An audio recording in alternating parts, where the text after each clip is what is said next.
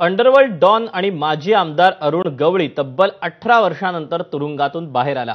त्यानंतर गवळी राजकारणात पुन्हा सक्रिय होणार का असा प्रश्न चर्चेत होता। मात्र अरुण गवळी राजकारणात सक्रिय होणार नाही अशी माहिती समोर आली।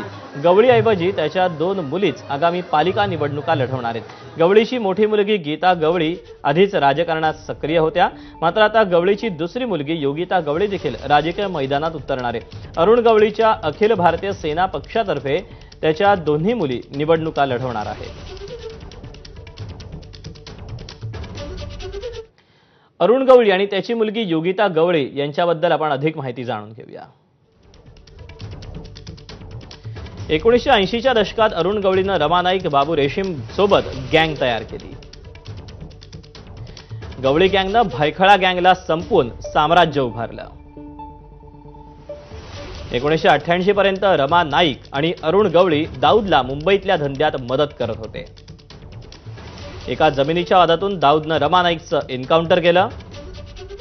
रमा नाईकच्या एन्काउंटरमुळे अरुण गवळीनं मुंबईत दाऊदशी खुलेआम शत्रुत्व घेतलं। अरुण गवळीनं मुंबईच्या रिअल इस्टेट क्षेत्रात मोठा जम बसवला।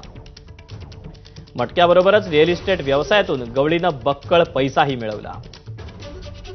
2 मार्च 2007 ला शिवसेना नगरसेवक कमलाकर जामसंडेकर हत्येप्रकरणी गवळीला जन्मठेपेची शिक्षा सुनावली गेली।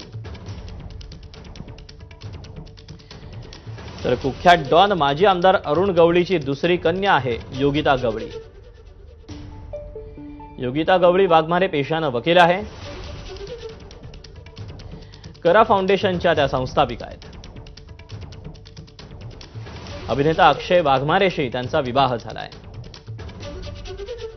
मुंबई पालिका निवडणुकीच्या निमित्तानं त्या राजकारणात उतरून श्री गणेशा करतायत। योगिताच्या रूपात गवळी घराण्याची तिसरी व्यक्ती आता राजकारणात सक्रिय होईल।